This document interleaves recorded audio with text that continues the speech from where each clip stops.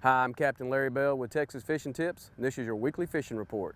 Down here in Mesquite Bay, as you head down toward Cedar Bayou mouth, the flat that's off to the right, Cedar Flat, if that's what you would like to call it, that's what I call it, Cedar Flat. And then you've got the Cedar Bayou mouth, and then of course the back lake area that's right there off of all that. And you got Cedar Bayou that comes all the way back down to the mouth. Now again, that's all open, flowing, good amount of water. Water clarity's been good. Bait's been pretty good that's up in here. But here's the thing that you need to understand.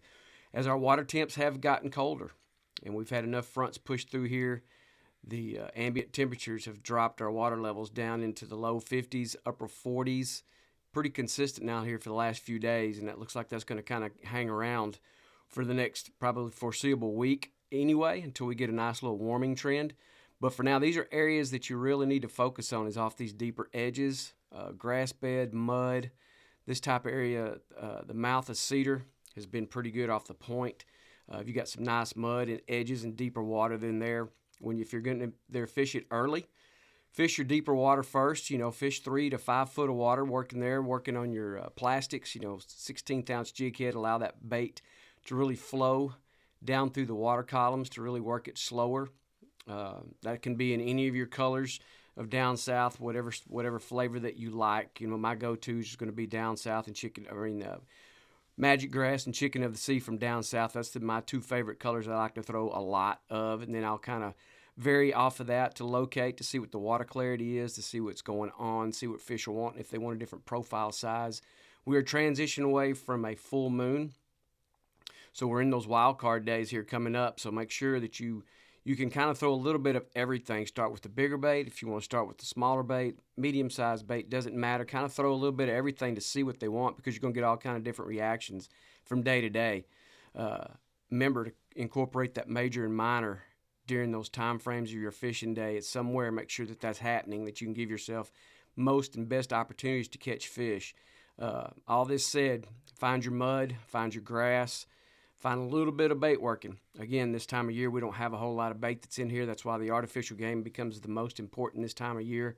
If you're throwing artificials, whether it be the plastics or if it's your suspended baits and your corkies, originals, sinkers, floaters of Paul Brown's, any of those can be good. The double D's have been good. Work all these different baits until you find a consistency as far as what they're wanting, either size-wise, profile, color, any of that. Redfish have been really good up and down this area here in the mouth as you head up toward the mouth of Cedar as it goes out to the Gulf. Those little flats that are off to the edges and to the right of those and to the left of those, get out and work those. It's a little squishy, but it's very fishable. You can fish it with our water levels fluctuating so much, it's dropping out and coming back. Incorporate an incoming or an outgoing tide for you, because that can really set you up for some fish catching. Work these areas in here. There's been some nice trout that have been caught that are flowing in and out of here. There's been some nice redfish, scattered flounder from time to time. Have not caught any black drum, but that doesn't mean they're not available or around in that area. Just continue to work these.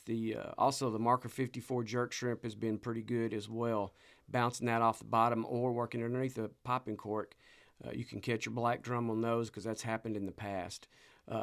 All that said, just continue to work all these areas up in here. Be patient with it. Some days it's going to be fast and furious. Some days it's going to be a grind. So you're just going to have to kind of dial yourself in. Pay attention to what's going on. Make sure you pay attention to the weather, because it is pretty volatile this time of year. We've got these fronts that are rolling in and out of here.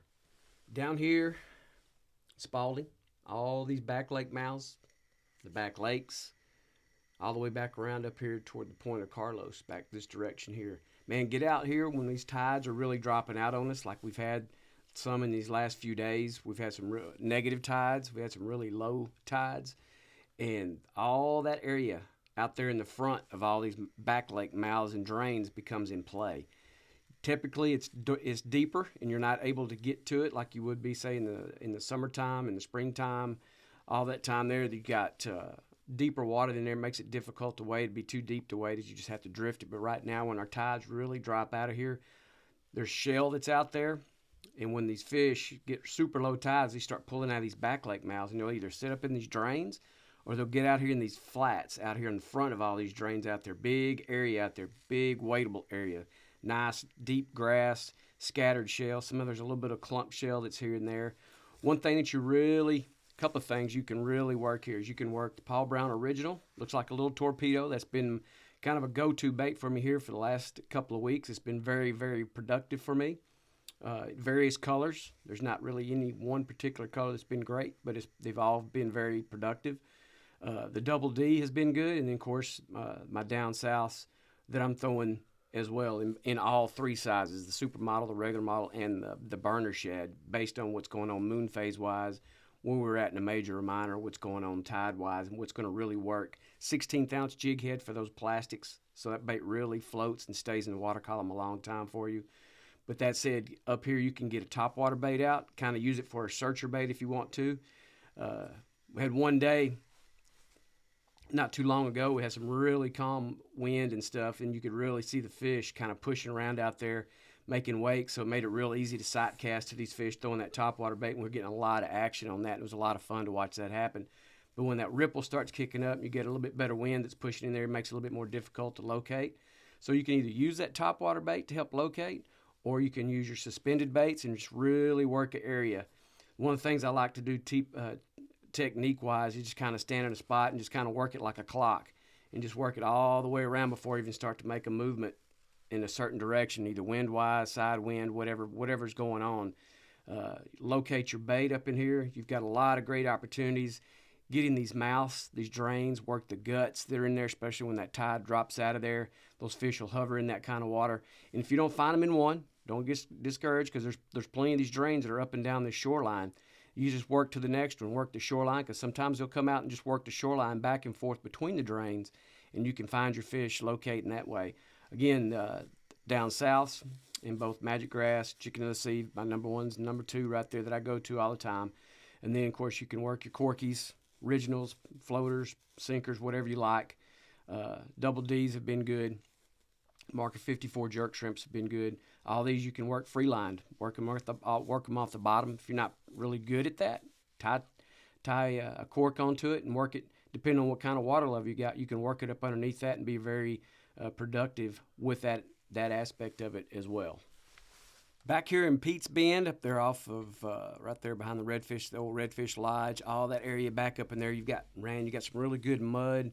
You got really nice scattered shell that's back in there as well, and you got a little bit shallower water, depending on what our tides are doing. Like I say, with the last few days, week or so, we've had some really super low tides. So these areas back in here, some of this is unfishable because it's just you can't get to it with your boat. If you're going to wait it, you're going to wait a long way back in there and not necessarily going to be productive for you. So what you want to be able to do is get off these deeper edges of when that kind of stuff happens, where you've got these cut-throughs that go through, the little guts, passes that come through those areas become very productive for you, because those fish will drop off in those particular areas. Biggest thing right now with our water temps, man, the water temps have really gotten down into the low 50s. Some areas are recording 49, 48, which is really cold water. So you want to be able to find areas of mud, grass, deeper cuts, so you can get into an area that area is going to warm up later in the day and fish those guts earlier if you're going to be out there earlier. Sometimes you can just go a little bit later in the day and you're still going to be productive.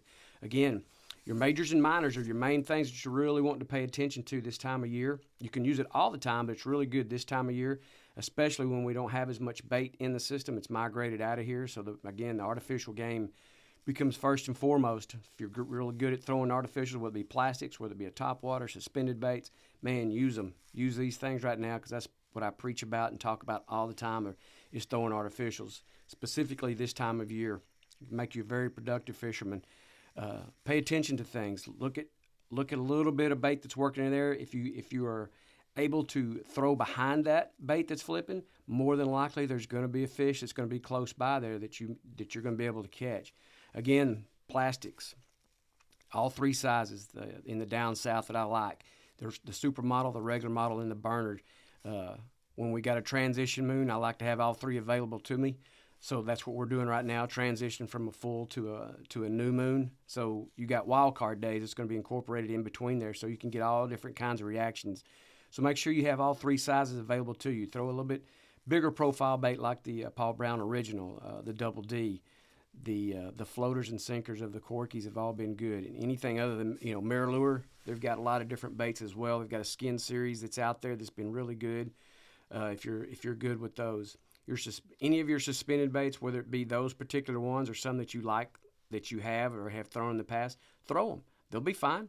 You'll locate real fast, or you won't locate, and you'll have to move and go to other areas. But these are things that you really want to pay attention to what type of bait's going on, what your fish are doing. Again, the majors and minors in these areas are key when this is happening.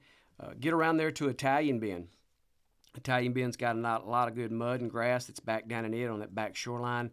A little bit deeper water out. Again, with the tides that are dropping out here, you can get out there further away from that shoreline, locate fish out there.